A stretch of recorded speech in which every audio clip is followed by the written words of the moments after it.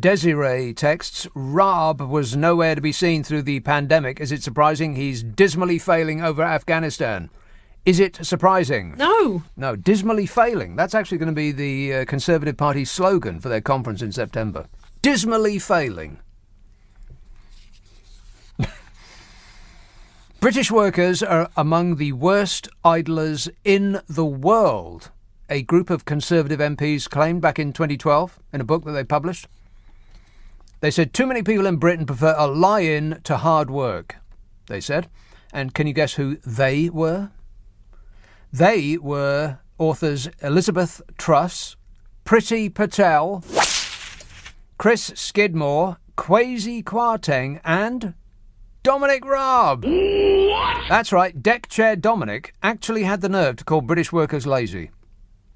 I'm surprised he could be bothered to lift his pen to sign it. Just when you thought this catastrophic clown show of a government couldn't get any worse, up pops Deckchair Dom to prove you wrong. He's the actual Foreign Secretary, can you believe that? No. Even Gavin Williamson is embarrassed about that.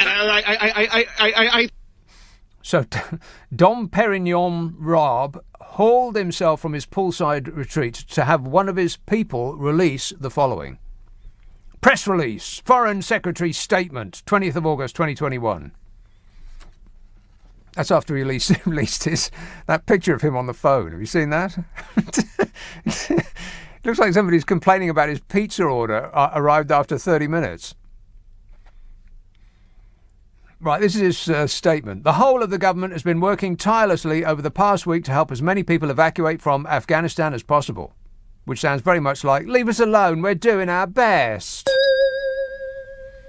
He said the government's overriding priority has been to secure Kabul airport so that flights can leave. How are they doing about that, by the way? Oh, fabulous. Yeah, the airport is not secure and the flights are leaving all right. They're leaving empty. He said, on Friday afternoon, the 13th of August, advice was put to my private office around 6 p.m. Afghan time, recommending a call to the Afghan foreign minister. This was quickly overtaken by events. The call was delegated to a Minister of State because I was prioritising security and capacity at the airport on the direct advice of the Director and the Director General overseeing this crisis response.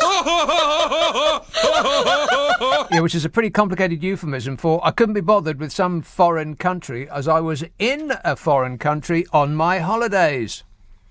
I needed to take time off from kicking the walking sticks out of the hands of pensioners and strangling puppies in front of their owners. He said, in any event, the Afghan foreign minister agreed to take the call, but was unable to because of a rapidly deteriorating situation. A situation that was caused by us. I mean, we could have used some of our £40 billion that we spend on the military every year to, do something militarily. But we were too obsessed with buying tanks that don't work and warships that sink, and leafing through Yachts Are Us magazine looking for the ideal party boat for some top Tory cruising. He said, I pay tribute to the excellent team we have in place and we continue to prioritise what is required to evacuate people to the UK safely. Well, he seems to have been able to evacuate himself from his 5-star bolt hole in Crete. And as for his excellent team, I wonder what they think of him. Well, we don't need to wonder, because we have detailed files. Correct. Dominic Raab faced a string of damaging claims about his commitment to the job. Officials accused Deckchair Dom of appalling negligence amid claims about an alleged failure to keep on top of his brief. In the days leading up to the Taliban's takeover of Afghanistan, he allegedly refused to be contacted about some government business while on his Crete holiday. Can you believe that? Yes. Yeah, it's entirely believable, yeah. Foreign Office officials yesterday told The Mail that his failure to engage as the crisis mounted was indicative of his attitude. One insider said for the past year it was like Mr. Raab had completely checked out. How can he be bored of being the British Foreign Secretary, he said. Dominic Raab, who as First Secretary of State is Boris Johnson's deputy, who was also accused of not being on top of his ministerial papers. Yeah, if only he had the work ethic and grasp of the job that his predecessor had, who was Bodger Johnson. I mean, you can't even say that he's better than Bodger. I mean, that's pretty good going when you are as spectacular a failure at the job as Boris Johnson was. I mean, that's next level failure, that is. It's as though he's trying to be bad at his job. Actually, I mean, am I hallucinating, or is it all so what would Donald Trump do? He'd put people in power in government departments that are totally unfit for the job or ideologically opposed to the department that they're running. And Deckchair Dom is the man who didn't understand the importance for trade of Dover, our biggest and busiest port. We're not really selecting from the top of the tree here, are we? No. It's more like brushing the flies off what's fallen. A Whitehall source said that aides working for the Foreign Secretary had complained that he failed to get through his red box, which is filled each night with briefings. One claimed that he could read as little as a fifth of the contents of the red box, adding, "It's appalling negligence." Appalling negligence. They should put that on one of their plinths when they give us the predictable lectures in the autumn about how, with a heavy heart, they're going to have to reimpose the lockdown. However, a source to Dominic Raab yesterday dismissed this as simply untrue, insisting the Foreign Secretary has never not finished a red box. Red box in this case is probably one of those cartons of red wine that you pass up in the supermarket. Booze. Raab also found himself embroiled in a briefing war last night over whether he had delayed the setting up of a scheme to bring Afghan translators into this country. The Foreign Secretary was accused of being responsible for delays in getting it agreed. A government official told the Mail the Foreign Secretary was an absolute nightmare.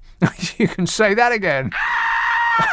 He does look like something out of a nightmare, doesn't he? I mean, the official said it's the same familiar story of Dom being uncontactable and saying he wouldn't look at things for days on end. The official claimed that he wouldn't clear the policy and was stalling. This is the policy of getting the people that helped us in Afghanistan out of Afghanistan. Yeah, well, You know, helping save people's lives who had put their trust in us is just another of those childish wish lists that we've heard Dominic Raab talk about so much. You know, like helping the disabled and the sick. I think the Conservatives have truly put that nasty party moniker to bed. Apparently not, because far from being uncaring, Raab delayed helping those most in need because he cared too much. What? Sources close to Dominic Raab said the delays in getting Afghan translators out of Afghanistan were caused by his desire for the scheme to cover not just translators, but a much wider list of roles. You know, pool boy, head waiter, maitre d', sommelier, that sort of thing.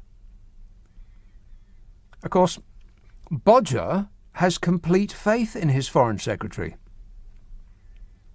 I think you'd have to walk in on the PM squiring some top Tory totty to get the sack. Bodge. I can't comment on that. So opposition MPs are taking the matter into their own hands and trying to get Raab a pay cut. Exactly right. Hit him where it hurts. They threatened to submit a motion on the first day back of Parliament next month calling for Raab's ministerial pay to be docked because if he had not been sacked in time. Wendy Chamberlain, the Lib Dems chief whip, said if the Prime Minister can't show leadership on this, then I hope that MPs will do his job for him. There's no way that Dominic Raab should be in a post when Parliament returns. However, if he is, she said, then I believe at the very least his wages should be docked.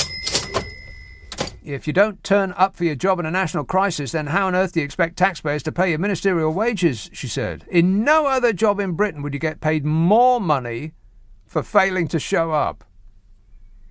Actually, I think if we started a crowdfunder, we might actually be able to pay the entire government not to show up.